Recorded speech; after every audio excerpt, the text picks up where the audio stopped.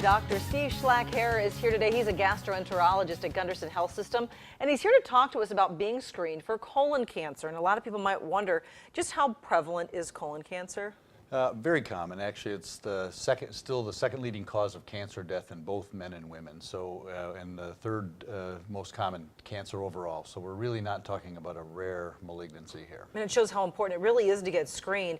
How are people in our area doing as far as getting screened? Do we do a pretty good job of it in our area? Yeah, we really actually do. In this area, it's about 75% of people that get screened who are eligible to get screened. So there's still 25% who don't. So there's still some work to do. And that's really kind of the most important thing, is that people get screened. There's a lot of options, and getting screened is so important. It takes a long time to grow from a small polyp to a colon cancer, probably on average about 10 years. So there's a wide window of opportunity there to find the polyps and remove them and prevent colon cancer. And you know, there is that threshold age. I mean, there are some recommendations, basic recommendations for the general population, which is when should you first get screened? Right. For average risk individuals, that's no family history of colon cancer or colon polyps, starting at age 50. And if there is a positive family history of a first degree relative before the age of 60, then we start at age 40 or 10 years younger than whatever that age that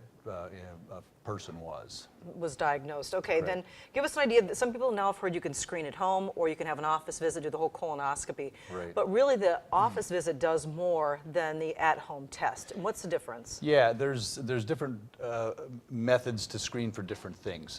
Ones that look at the stool studies, which, you know, the older ones were something called a fecal occult blood test, or more recently a FIT test, which is looks for the presence of blood in the stool, which is cancers and tumors leak blood, and so they can be detected.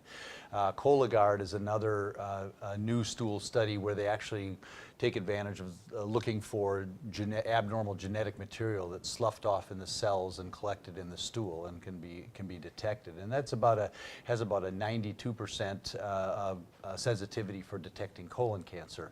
The limitation is that to detect the precancerous polyps, it's not so good. And advanced adenomas, which are the precancerous polyps greater than 1 centimeter in size, or with characteristics that have a high likelihood of going on to cancer, it's only about in the 40% range for detecting them. So it's a means to detect colon cancer. But the important thing is getting screened. And so exactly, make sure you get screened. Yeah. Talk to your doctor about that too, to make an appointment. And thanks so much for joining us today. You're more than welcome.